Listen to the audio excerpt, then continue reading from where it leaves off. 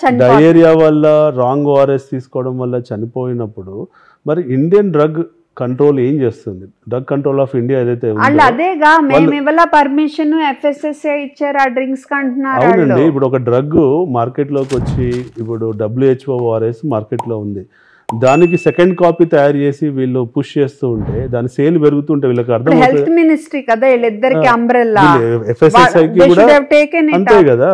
ఇప్పుడు FSSAI and both drug control of India both are reporting to health ministry అన్నప్పుడు ఒక humanitarian గ్రౌండ్స్లో పిల్లలు చనిపోతూ ఉంటే చేరాల్సిన వాళ్ళకి చేరుండకపోవచ్చు కదండి.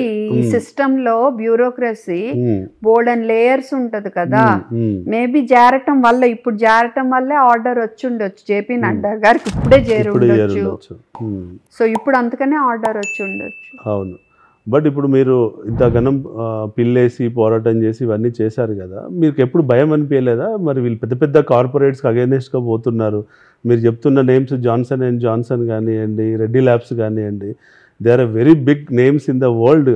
అంటే ఒక మెడికల్ దాంట్లో ఎప్పుడు అంత ఆలోచించాలి అలా కూడా ఉంటారని.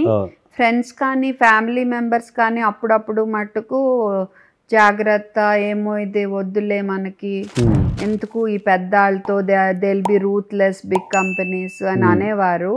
అలాంటప్పుడు కొంచెం ఎక్కడో అనీజీగా అనిపించేది, కానీ వెనకడుగు అయితే వేయలేదు అని కూడా అనుకోలేదు. సో మరి మీరు ఇంత స్ట్రాంగ్ స్టాండ్ తీసుకొని ఫైట్ చేస్తుంటే మీ ఫ్యామిలీ సపోర్ట్ ఎలా ఉండేయండి? అదే అంటున్నా, వాళ్ళు అప్పుడప్పుడు భయపడి మేబీ అన్నారు కానీ చివరికి సపోర్టే చేశారు, వాళ్ళందరూ సపోర్ట్ చేశారు. ఓకే.